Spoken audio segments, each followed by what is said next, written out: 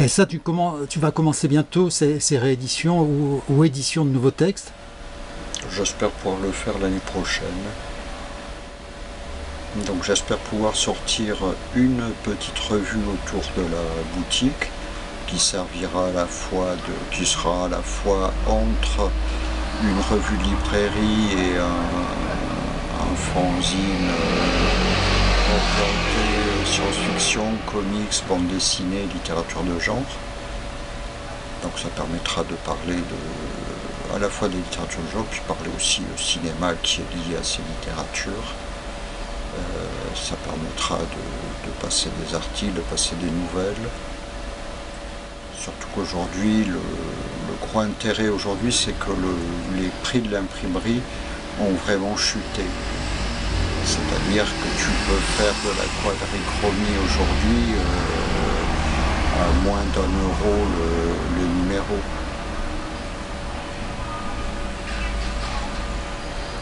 Et en ce qui concerne le cinéma, l'ASF aujourd'hui, est-ce qu'il y a encore des films qui sont tournés en 35 mm ou maintenant c'est tout carte mémoire? C'est presque tout du numérique maintenant. Presque tout du numérique, c'est des grosses productions qui, à mon avis, se noient dans les effets spéciaux et perdent un peu de leur intérêt.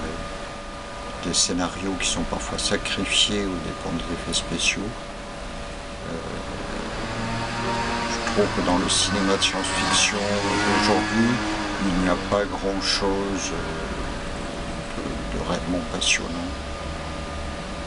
De temps en temps, il y a la surprise de voir arriver un petit film, mais dès qu'il s'agit de grosses productions, là on tombe vraiment dans la soupe.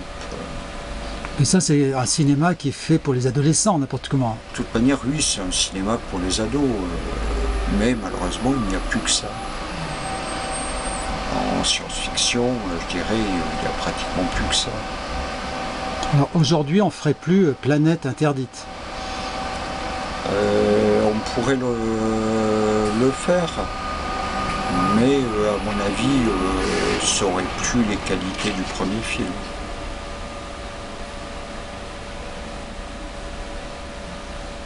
C'est-à-dire que je vois mal des réalisateurs nous faire un équivalent de l'Invasion des profanateurs de sépulture. Le cinéma a perdu une partie de son efficacité et on nous fait des histoires avec des explosions de tous les côtés, mais le scénario on cherche un peu. Mais est-ce que tu ne penses pas que c'est dû au fait que le cinéma n'existe plus? Parce que le cinéma, c'est de la pellicule. Maintenant, on est passé à autre chose. C'est même plus de la vidéo. Ce sont des cartes mémoire. Donc, on pourrait dire qu'on est maintenant dans du post-cinéma, puisqu'il y a eu au départ le pré-cinéma qui était antérieur aux Frères Lumière. Il y a eu des Émile Reynaud et d'autres qui ont fait des films, mais qui n'étaient pas projetables, mais qui étaient déjà des films avant l'invention des Frères Lumière. Donc, tu ne penses pas qu'on serait passé dans le post-cinéma maintenant? Je ne sais pas si on peut parler de post-cinéma. À mon avis, c'est une continuité. On n'a plus le support matériel, mais on n'est pas encore, à mon avis, réellement dans le post-cinéma. Oui, ça mais viendra. Parce que le 35 mm, la pellicule, il y a un effet hypnotique. C'est-à-dire quand il y a la projection, il y a cet effet hypnotique qui a fait qu'on a été hypnotisé par le cinéma depuis la fin du 19e siècle. Oui, mais je pense que les progrès techniques ont fait que le côté hypnotique s'est petit à petit estompé. Je pense que dans le cinéma dans le 70 mm, il y a déjà moins ce côté hypnotique. On passe sur des écrans beaucoup plus larges, souvent une définition de l'image plus poussée, et on était déjà passé à autre chose.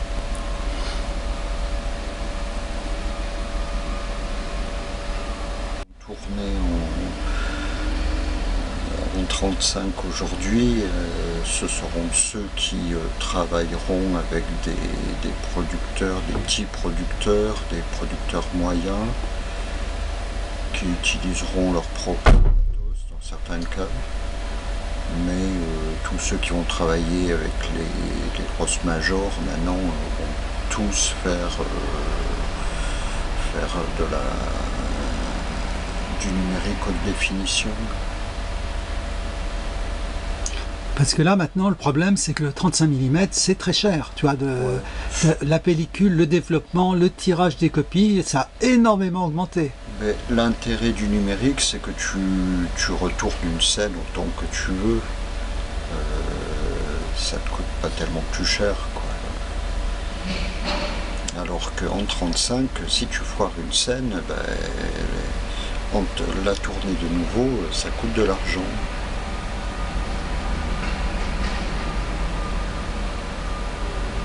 Donc oui, le cinéma 35 est de toute manière destiné à mourir. Il y aura juste quelques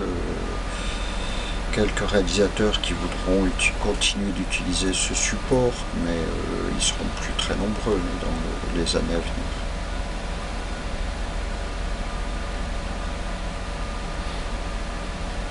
Et puis ça nécessitera d'avoir de l'argent.